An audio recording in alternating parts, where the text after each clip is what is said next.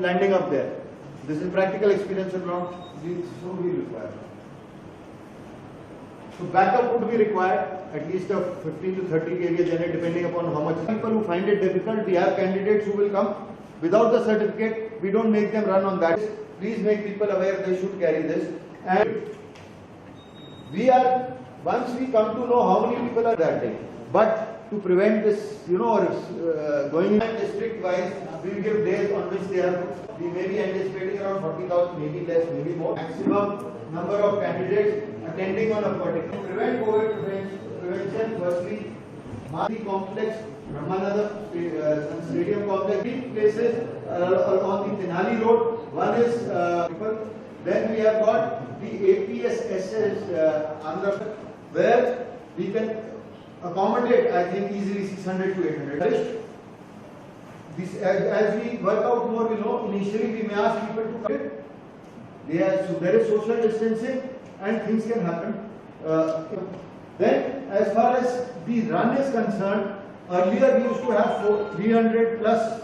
They come over there, we have their initial rough height check, just to see, just to prune out candidates who are actually very, very indoor stadium. We've got the main stadium with a field, football field size stadium and a running track recently done up by the District Sports Authority for the tournament.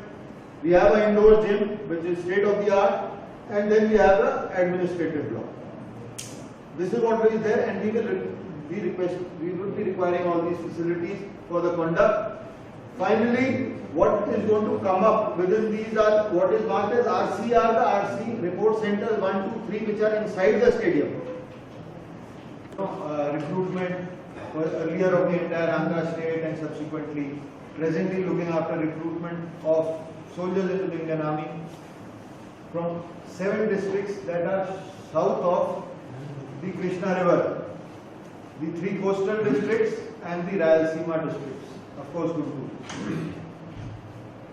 At the outset, I'd like to compliment the district administration, the team of the district collector and district commissioner, that despite your busy commitment with preventing and controlling the COVID pandemic which is there, in which the administration has played a wonderful role and kept it under control, and then the recent elections, and of course all of us are having the headache of year-ending accounts and everything. You have been able to take out time and come with it. But this is during the depressing times of the COVID pandemic. This is a glimmer of hope for the youth of these 7 districts of Andhra Pradesh, including Guntur, who will get an opportunity which they missed last year due to the COVID pandemic. We had a rally which was to be conducted in Guntur only. They will get an opportunity to get enrolled in the Indian Army. Ours is a very small organization. We are located in Ravindra Nagar. We are 2 officers, 2 JCOs and 5 other ranks, total 9 people who look after the recruitment into the army from these 7 districts, which is again a large area, for which, as in the past, we have got a lot of support from the district administrations, the local government. We are providing a service opportunity for employment of the youth in the service of the nation. And with your support, we will be able to make it extremely successful. The mandate of my office is to select the best from amongst the recruitable male population of these 7 districts who fit into the criteria of or the eligibility criteria as laid down by the army.